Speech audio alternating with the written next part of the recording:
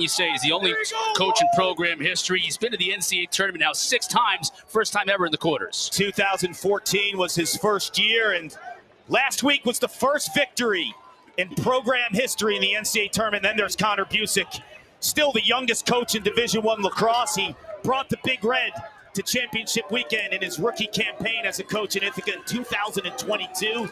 He was a player for the Big Red only 10 years ago.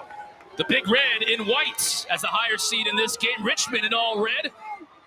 And the first of 4 quarterfinal action games today underway. Picked up by Walker Wallace. Trying to get into an offensive player's cross right now so they can set up 6v6. Wallace still on the run. And now finally gets it to Ryan Goldstein. Gets it back to Walker.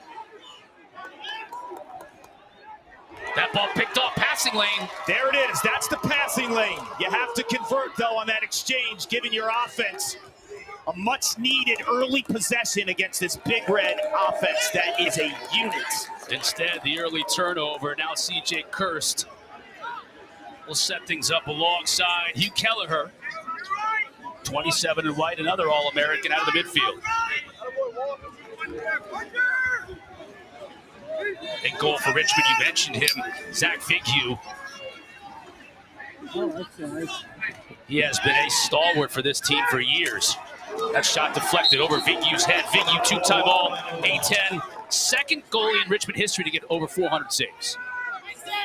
Can they withstand the early rush from Cornell? Goldstein, you see how quick he is. The shiftiness from X. Long shoots, a little high.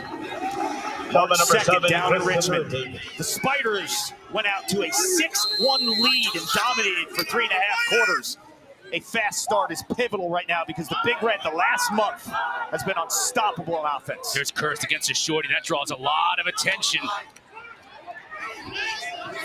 Still on that matchup. Goldstein trying to use his quickness and does, but doesn't have the angle off the back of the net. They'll say it hit the post, so that's a fresh 60. Kirst again on the shorty here. Big time advantage for 15 in white. And he shoots it wide.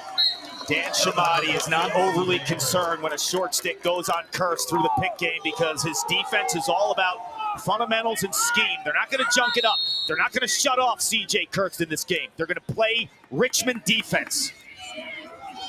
There's Willem Firth, 51 in white, also an All-American. Man, they are just littered all over this field today.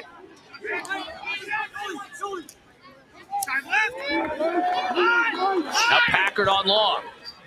Packard's working hard early in this game. That's going to be a goal. Long found the cutter. It was Ryan Goldstein. Top-ranked Cornell with the early advantage. For my money, Ryan Goldstein might be the most underrated attackman in the country. He's been on an absolute tear. 82 points coming into this game. When you focus too much on CJ Kirst, he can beat you as a feeder, but this time as a finisher inside. They go to the short stick matchup. It's too early of a slide, and Goldstein, the patience late in this shot. A lot of players shoot right away. Tiptoes around the crease. He gets Vignew guessing. 1 fake, 2 fakes. Can it?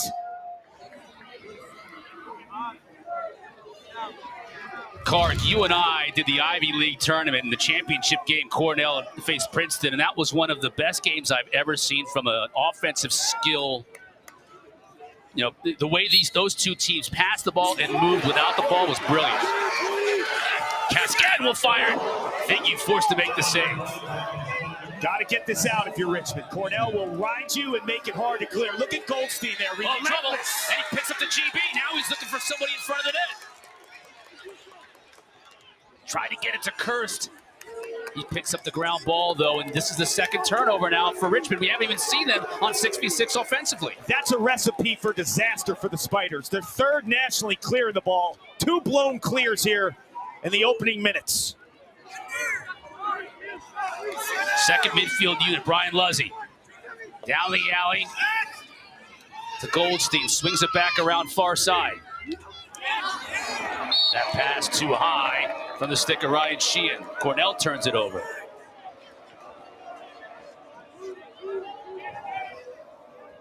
Three minutes into this game, we've yet to see Richmond on 6v6 offensively.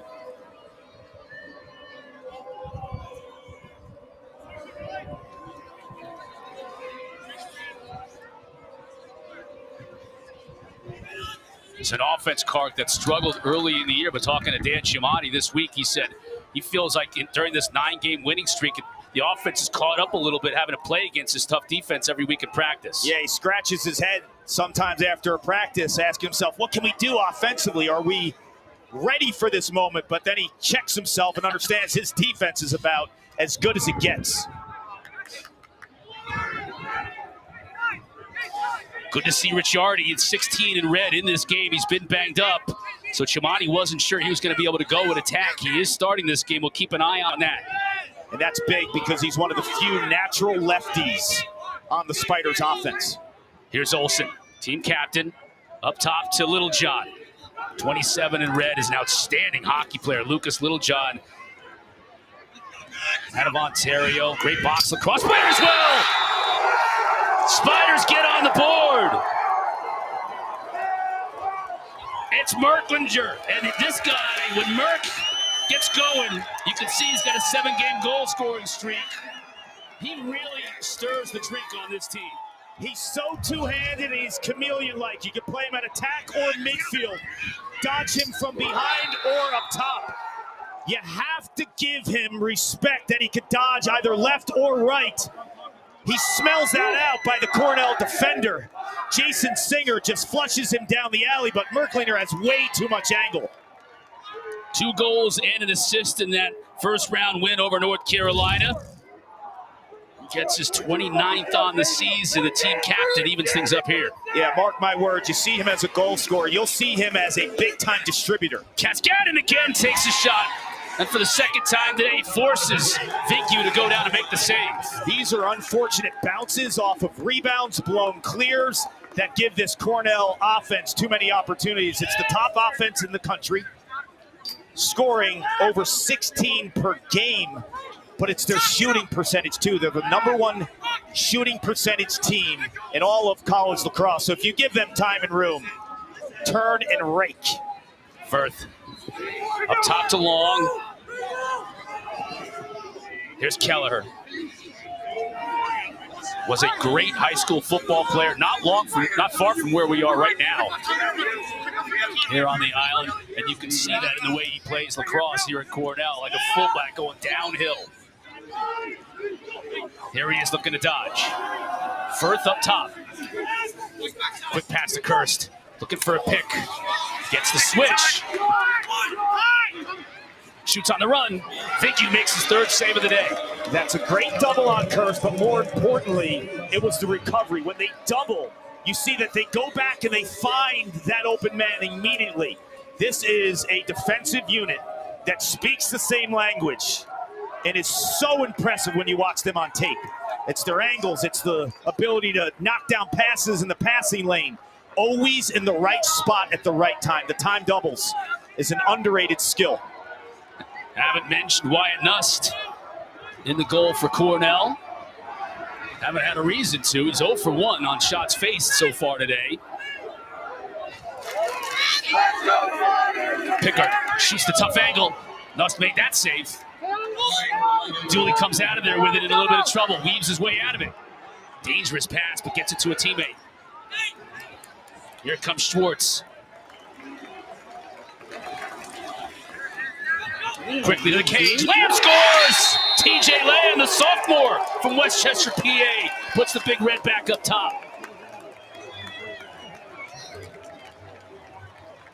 Watch the awareness in the pass by Michael Long that's fueled by a defensive stop by the Big Red. Picard with little angle. Wyatt Nuss makes the leg save, and they flush it out and give this offense an opportunity in transition. Look at the patience of Michael Long, just waiting as that cut from a defensive midfielder, and Lamb percolates. And what a shot placement on that one. Righty goalie to the lower left corner. You just think that you have to stop the top 9 offensive players, and you have short stick D middies like Lamb flushing out on a break, sticking lower corners. All those D-middies, Lamb, Gilmartin, Box, Davis, they can all score. Cascading can as well. He's getting opportunities. This Richmond defense is letting him run almost unabated to the crease. Flag down.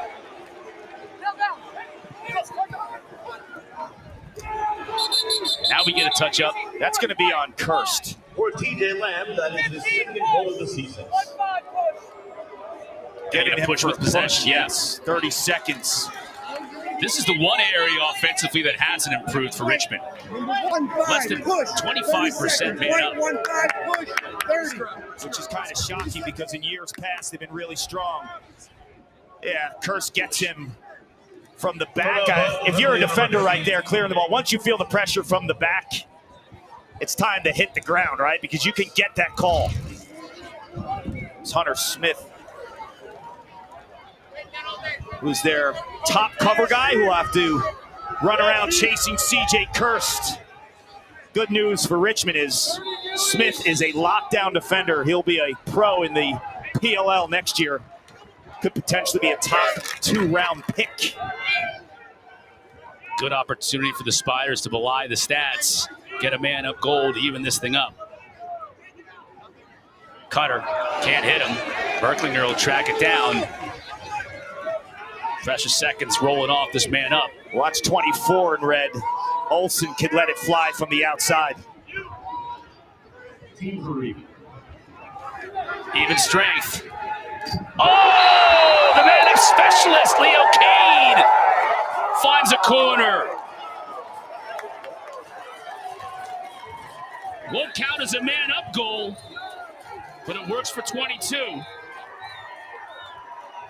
It's not a man-up goal, but they time it. There's always that extra 3 or 4 seconds while the defense recalibrates. Kane, the hired gun. Don't sleep on a Spider.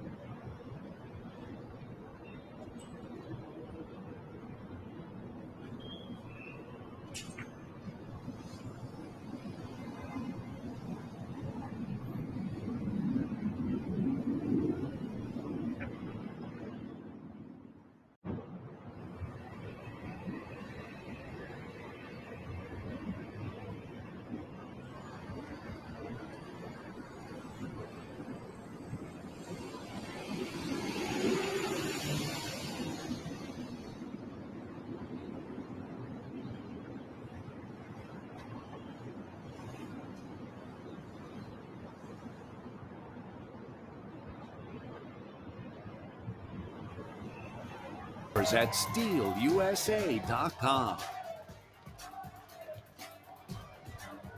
Sun has come out here at Hempstead. A lot of Richmond fans here as well. As long as you would expect a lot of Cornell, but a lot of Richmond as well, blue and red, filling this stadium. Two different fan bases, right? Richmond, this is new for them.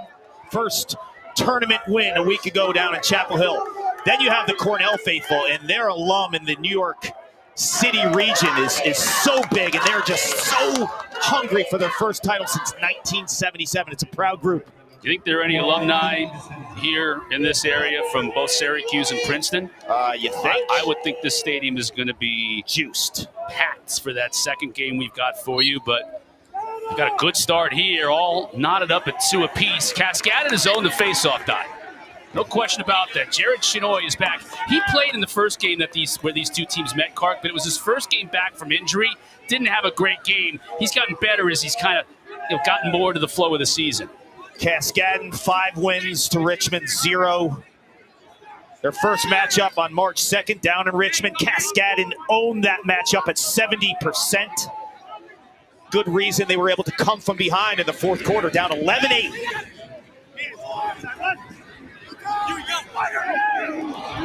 Kelleher can't handle the pass. He tracks it down. They call him Huey. He's kind of like a Huey helicopter. When you hear that, you know the cavalry's coming. Quick shot. Goldstein is able to pick it up. Look at those hands. Beautiful by Firth. He shoots it on the outside of the cage. You see the underneath move by Swivel. Firth. He's a box lacrosse magician, but Richmond holds. Shot clock violation.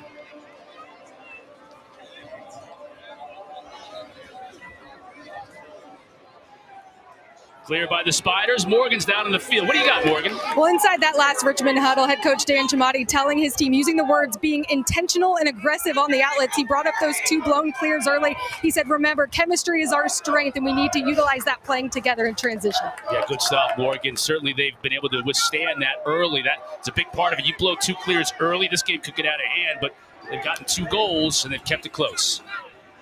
On good shooting, 2 of 3. Meanwhile, Cornell, usually they're the ones with the high shooting percentage. Just 2 for 12, though. 12 shots already. Creo, 10. Gets back to the middle of the field, increases his angle, but nothing there. Gilmartin's all over him. Trying to feed it inside, just a lot of traffic and a little bit too high. Picked up by Gilmartin. He gets hit from behind. They wanted a call, and they're going to get it. Cornell's going to get the delayed call right here. Possession finally by Richmond. They'll get a push in the back here. Yeah, it'll be another 30 seconds. Gilmartin's one of those shorties that has the green light, like Lamb, who scored earlier. Might have an offside here, too. Officials going to talk things over. Our officials today, Mark McGinnis, Josh Blaisdell, and Timothy Chechia. Let's get the call.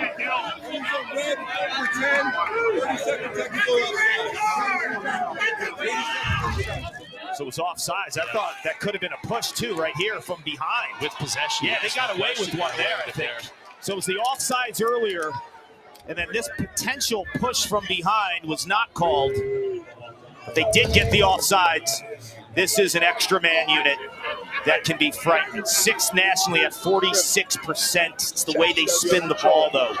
The ball moves at hyper speed, and they have 2 trigger guys, and Michael Long and Ryan Goldstein, who feed as well as about any attackers in the country. They'll start with Goldstein inside. Rory Graham as well, 23 in white. So he's their man-up specialist. Firth to the far side along. And they've got Kelleher up top. Good angle, Firth, though. Couldn't beat Vignew. Vignew's sharp here early, and he's had to be. Seen a couple kick saves, one by Vignew, one by Nust.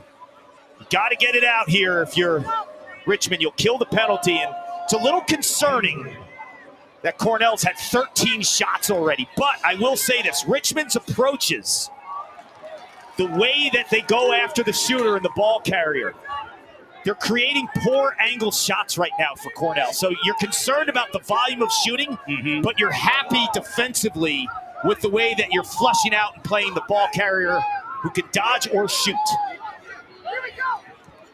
Outpaw. That's Packard. Got into his left hand. He's been working on that left hand in the offseason using a shovel. This is 5-on-5 right now.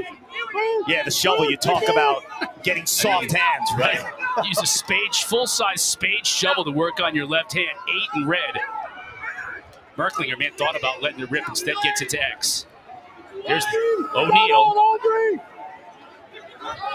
He's the A-10 Offensive Player of the Year 5. Good defense by Cornell. Shot clock inside of 10. O'Neal's going to have to make something happen. Tries a question mark, and it hit the pipe. That'll be a fresh shot clock. That will. O'Neal is their catalyst. He's their only 50-point scorer on the season. Held scoreless against North Carolina. That was surprising. But the beauty of the Carolina game was the depth of scoring from the midfield. I mean, they had two-way guys like Packard scoring multiple goals with both hands, and so many other players stepped up as a result of the attention that O'Neal got. Yeah, Creo had 2, 1, and 3, the former attackman, now running out of the box. 10 in red. This is Pickard. They have Packard and 8, Pickard 11. Double team comes, gets it up top. Sheridan. Far side goes over to Alpaw.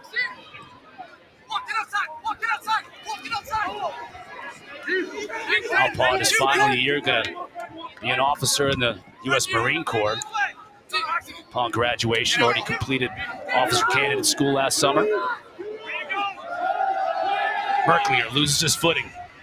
Likes this with the shorty. Clark says very two-handed and got a shot and it bounced in.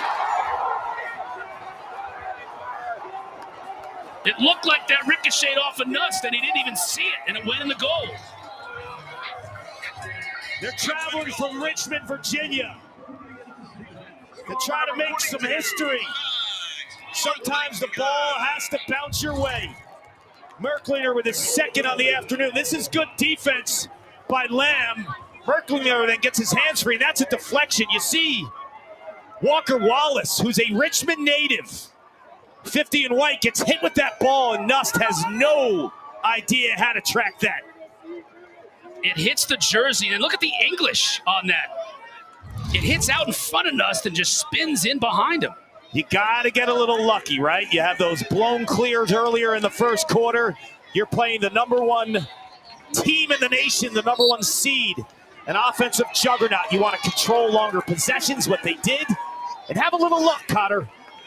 That time, Chinoy was able to win it initially, but the counter from Cascadden gets possession once again off the face-off to Cornell. This is a team in Richmond, and I said in the open, they believe they belong in this spot. If you watch them over the years, they've always scheduled the big dogs, the Marylands in the regular season, Virginia, Duke. They don't duck anyone. And that March 2nd date with this Cornell team where they controlled the majority of that game for 3.5 quarters. That's all they need in terms of the belief. They want to close it out this time. Luzzy tries to turn the corner, now gets it back into his right. Gets pushed off his line. Up top to Waldman. Ryan Waldman spins free. Gets it back into his right. Got hammered as he shot it. I've watched Waldman in the pregame warm-ups. I mean, this guy goes after it like he's playing in an overtime match. He's so attention to detail oriented. Goldstein. Tried a little BTB. People won't appreciate that. Ryan Goldstein is a right-handed player. So to go behind the back right-handed it's not the hardest thing in the world. To do that with your offhand, that's crazy how fluid he is with his lefty behind the back. Kirst. And the defender miss. He goes behind the back with under 10 to shoot. Everybody racing for it, won by Richmond. What did Morgan say in that huddle? Dan Shamati, Richmond head coach, said, be intentional. Running out of ball, selling out and diving. Closest to the ball when it goes out of bounds on a shot, you'll get the rock. Richmond rewarded. Cornell, Clark, 2 for 16 shooting the ball here early, and they've missed their last 7 shots.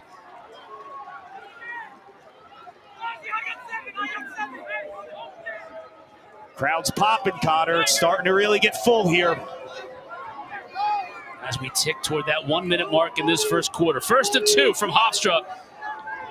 Got Syracuse and Princeton to follow.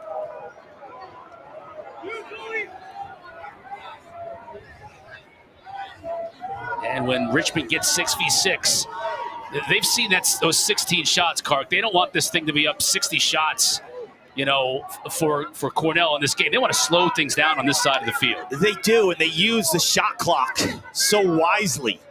You know, they got that restart prior to the Merklinger goal that trickled. They had Cornell playing a lot of defense. Now here's Creo. Again, former attackman who gets a shorty here in this matchup now that he's running out of the box. You know he wants to take advantage, and he does here. Shoots it high. And they want the last shot.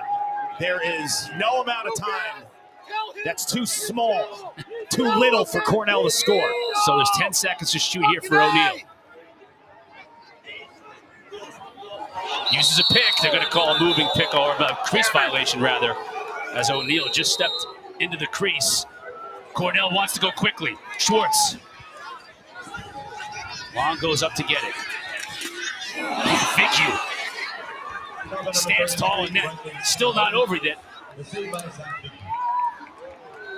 All the way down the length of the field. Finally, that horn